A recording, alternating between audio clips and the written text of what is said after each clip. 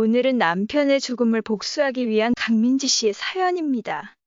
어떤 내용의 이야기일지 바로 들어보도록 하겠습니다. 안녕하세요. 저는 48살 강민지입니다. 평범한 주부였지만 제 삶은 평범과는 거리가 멀었습니다. 오늘은 저를 여기까지 오게 한 복수의 이야기와 가족 간의 갈등에 대해 들려드리고자 합니다. 이 이야기를 통해 여러분도 진실과 정의를 생각할 기회를 가져보길 바랍니다. 20대 후반, 저는 남편 강현수와 결혼했습니다. 그는 다정하고 성실한 사람이었지만 그의 가족은 저를 받아들이지 않았습니다. 특히 그의 형 강준호와 형수 박미라는 저를 눈엣 가시처럼 여겼습니다. 너무 고분고분한 것도 문제야. 우리 집안에 어울리는 사람은 아닌 것 같아. 미란 씨는 그렇게 말하며 저를 흘겨보곤 했습니다. 그녀의 말투에는 늘 날카로운 가시가 박혀 있었습니다. 남편은 항상 저를 감싸며 말했습니다. 신경 쓰지 마. 당신은 충분히 좋은 사람이야. 우리 둘만 행복하면 돼. 하지만 현실은 그렇지 않았습니다. 시댁의 모든 자산은 형 내외에게 몰려갔고 우리는 늘 뒷전이었습니다. 가족 모임에서도 우리는 한쪽 구석에 앉아 조용히 있어야 했습니다. 그들은 늘 자신들만의 대화 속에서 웃고 떠들었고 우리는 투명인간처럼 느껴지곤 했습니다. 저 사람들이 왜 저렇게 당신을 무시하는지 이해가 안 가. 남편이 씁쓸하게 웃으며 말했을 때 저는 그저 고개를 끄덕일 뿐이었습니다. 이 결혼은 단순히 남편과 나의 문제가 아니라 그의 가족 전체와 맞서는 일이 되어버린 것 같았습니다. 그러나 시어머니께서 갑작스럽게 돌아가신 뒤 상황은 더욱 악화되었습니다. 장례식장에서조차 형 내외는 조문객들 사이를 돌아다니며 자신들의 공로를 자랑하기 바빴습니다. 우리가 어머니를 얼마나 보살폈는데 이 집도 우리가 다 관리했지. 준호 씨의 목소리는 시끄럽게 장례를 울렸고 미란 씨는 고개를 끄덕이며 동조했습니다. 그 모습을 보며 남편은 참아왔던 화를 터뜨릴 뻔했지만 저는 그의 손을 꽉 잡아 멈추게 했습니다. 지금은 감정을 드러낼 때가 아니야. 나중에 충분히 이야기할 수 있을 거야. 저는 남편을 달랬지만 사실 제 속은 불길처럼 타오르고 있었습니다. 시어머니의 유언장에는 저희 부부에게도 꽤 큰 몫이 남겨져 있었습니다. 시어머니는 생전에 제게 이렇게 말씀하신 적이 있었습니다.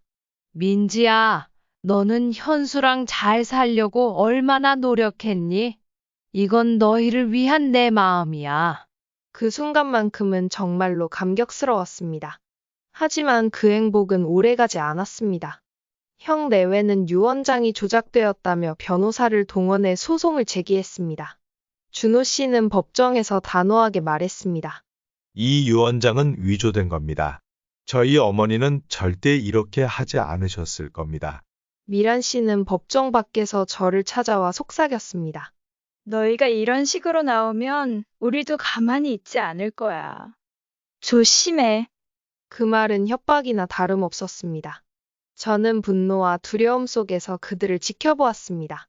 결국 그들의 집요한 공격과 불법적인 수단으로 인해 저희 몫의 재산은 무효화되었습니다. 법정에서 패소한 날, 남편은 깊은 한숨을 내쉬며 말했습니다. 우리 잘못이 아니야. 민지야, 절대 내 탓이라고 생각하지 마. 하지만 그의 말이 저를 위로할 수는 없었습니다. 그날 밤, 저는 부엌에서 혼자 울었습니다. 눈물이 빗물처럼 쏟아지며 싱크대에 고였습니다. 왜 이런 일이 우리에게 벌어져야 하지? 라는 질문이 머릿속에서 떠나질 않았습니다. 남편은 결국 이 모든 스트레스를 이기지 못하고 병상에 눕게 되었습니다. 그의 손을 잡으며 저는 조용히 복수를 다짐했습니다. 그날의 눈물과 절망은 제가 다시 일어설 수 있는 원동력이 되었습니다. 남편이 세상을 떠난 뒤 저는 모든 것이 무너진 듯한 기분이었습니다. 그의 빈자리는 너무나도 컸고 그 슬픔은 이루 말할 수 없었습니다. 하지만 슬픔에 잠겨 있을 시간이 없었습니다. 저는 그들에게 복수하기로 결심했습니다. 남편의 사망 보험금과 같이 살던 집을 팔아 복수를 위한 자금을 마련했습니다. 형 내외는 부동산 사업을 시작하며 더 큰 성공을 노리고 있었습니다. 그러나 저는 그들이 얼마나 허술하고 교만한지 잘 알고 있었습니다. 그들이 가장 자랑스러워하는 그걸 무너뜨리자 저는 혼자 중얼거렸습니다. 정보를 모으는 과정은 쉽지 않았습니다.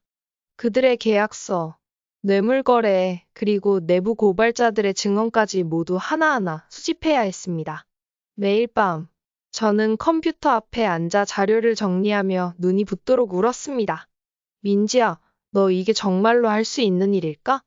스스로에게 질문했지만 남편의 얼굴이 떠오를 때마다 다시 마음을 다잡았습니다. 결국 모든 자료가 모였고 저는 익명으로 고발장을 제출했습니다.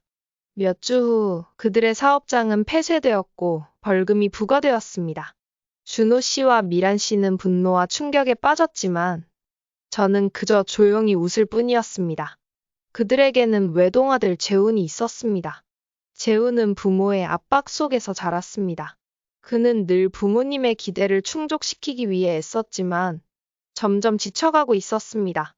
어린 시절 이후 그를 처음 마주한 건 미란 씨가 지역 사회에서 열린 봉사활동을 명목으로 자랑 삼아 참석한 날이었습니다. 재훈은 그곳에서 무료로 음식을 나르는 일을 돕고 있었습니다. 그날 이후 저는 재훈과 연결될 기회를 만들기 위해 그가 다니는 고등학교의 독서 모임을 후원하기 시작했습니다. 제가 후원자로 참여하며 자연스럽게 그의 멘토로 다가갈 수 있었죠. 그는 나를 기억하지 못하는 것 같았습니다. 재훈아, 내가 원하는 걸 찾아야 해. 부모님이 바라는 것만 줬다 보면 너는 너 자신을 잃게 될 거야. 저는 그의 상처를 어루만지며 조언했습니다. 그는 처음엔 경계했지만 점차 마음을 열기 시작했습니다. 저도 알아요. 그런데 부모님이 너무 강요하시니까. 재훈은 깊은 한숨을 내쉬며 말했습니다. 시간이 지나며 그는 저를 따르기 시작했습니다. 그의 신뢰를 바탕으로 저는 그를 이용해 형 내외의 투자 계획에 접근했습니다. 재훈은 부모의 투자금을 엉뚱한 곳으로 돌리게 되었습니다. 이로 인해 형 내외는 더욱 큰 위기에 처했습니다. 미란 씨는 분노하며 소리쳤습니다. 이건 누군가의 음모야? 우리가 이렇게 무너지게 둘 수는 없어. 하지만 그녀는 자신의 아들이 이 모든 계획의 중심에 있다는 것을 알지 못했습니다. 형 내외는 파산 직전에 몰렸고 그들의 사업은 이미 몰락했습니다. 마지막 복수를 위해 그들이 자녀 자산을 활용해 재건하려던 사업의 법적 허점을 파고들었습니다. 내부 고발자와 협력하며 그들의 불법적인 거래와 문서 조작을 하나씩 밝혀냈습니다. 이는 그들이 마지막으로 붙잡으려던 밧줄마저 끊어놓는 결정적인 한 수였습니다. 결국 모든 자녀 자산까지 압류되었고 그들의 이름은 더 이상 사업계에서 거론되지 않게 되었습니다. 미란 씨는 완전히 무일푼이 되어 도시 변두리의 작은 집으로 쫓겨났습니다.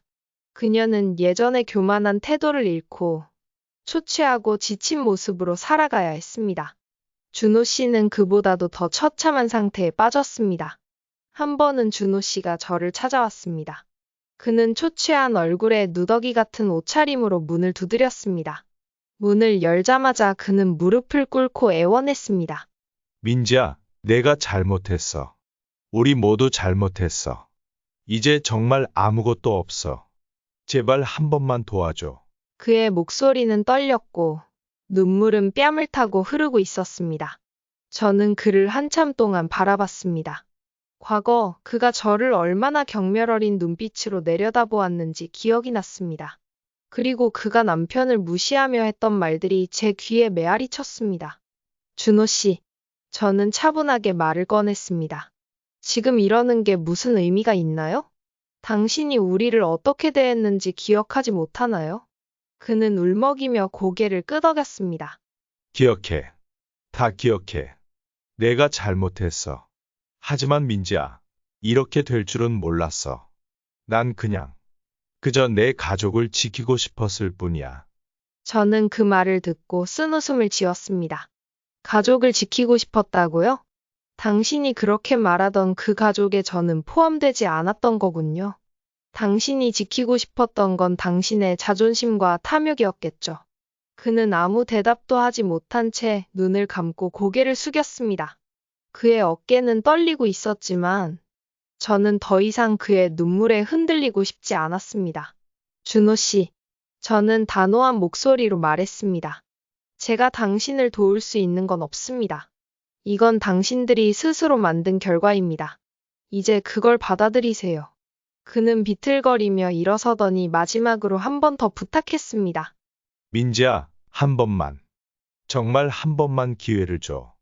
우리 재훈이라도 그 애에게는 기회를 줘야 하지 않을까. 재훈의 이름이 언급되자 저는 잠시 망설였습니다.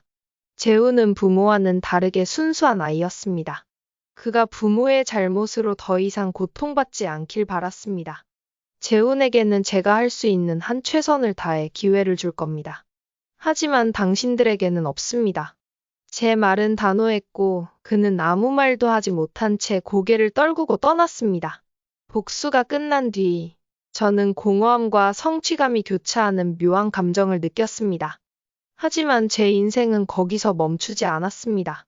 저는 이 모든 경험을 기록으로 남기고 다른 사람들에게 경각심과 희망을 주기로 결심했습니다.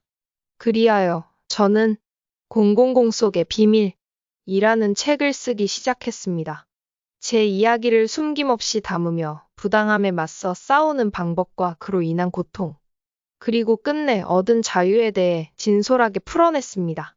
이 책은 출간되자마자 많은 사람들의 관심을 받았고 저와 비슷한 상황에 처한 사람들에게 위로와 영감을 주었습니다. 그뿐만 아니라 저는 지역 사회의 여성과 청년들을 위한 자립지원 단체를 설립했습니다. 이 단체는 경제적, 정서적으로 어려운 상황에 있는 사람들에게 상담과 교육을 제공하며 새로운 삶을 시작할 수 있도록 돕고 있습니다. 과거에 얽매이지 말고 여러분만의 빛을 찾아야 합니다. 저는 단체에서 강연을 하며 이렇게 말했습니다. 많은 사람들이 제 이야기를 듣고 눈물을 흘렸습니다. 그들의 변화와 성장은 저를 더욱 강하게 만들었습니다. 복수는 제가 살아가는 이유였지만 이제는 제 삶의 일부일 뿐이었습니다. 어느 날 재훈이 저를 찾아왔습니다. 그는 부모님과 완전히 결별했고 자신의 삶을 다시 설계하고 싶다고 말했습니다. 저는 더 이상 과거에 얽매이고 싶지 않아요. 민지 이모님, 제가 할 수 있는 일을 알려주세요. 그는 진지한 눈빛으로 말했습니다. 저는 그를 기꺼이 도왔습니다. 그는 단체의 일원이 되어 과거 자신의 경험을 바탕으로 다른 사람들을 돕기 시작했습니다. 그의 변화와 성장은 저에게 또 다른 희망이었습니다. 시간이 지나면서 제 마음속의 분노와 증오도 서서히 사라졌습니다. 복수는 제게 필요했던 과정이었지만 그 끝에는 용서와 평화가 있다는 것을 깨달았습니다. 어느 날 저는 시어머니의 사진을 꺼내보며 조용히 중얼거렸습니다. 어머니, 이제야 제가 어머니께서 원하시던 모습에 가까워졌습니다. 부디 저희를 용서하고 지켜봐 주세요. 이제 제 삶은 복수의 불꽃 대신 새로운 정의와 평화로 가득 차 있습니다. 저는 제 주변 사람들과 함께 더 나은 세상을 만들기 위해 노력하고 있습니다. 그리고 무엇보다 중요한 것은 제가 다시는 누구에게도 저처럼 부당한 일을 겪게 두지 않겠다는 다짐입니다. 진정한 강함은 고난 속에서도 자신을 잃지 않는 데 있습니다. 제 이야기가 여러분께 작은 위로와 용기를 드리길 바랍니다. 감사합니다. 지금까지 제 이야기를 끝까지 들어주셔서 감사합니다. 오늘 이야기는 어떠셨나요? 오늘 이야기를 듣고 어떻게 생각하시는지 어머님, 아버님의 생각을 댓글로 공유해 주세요. 저는 또 다른 사연으로 찾아뵙겠습니다.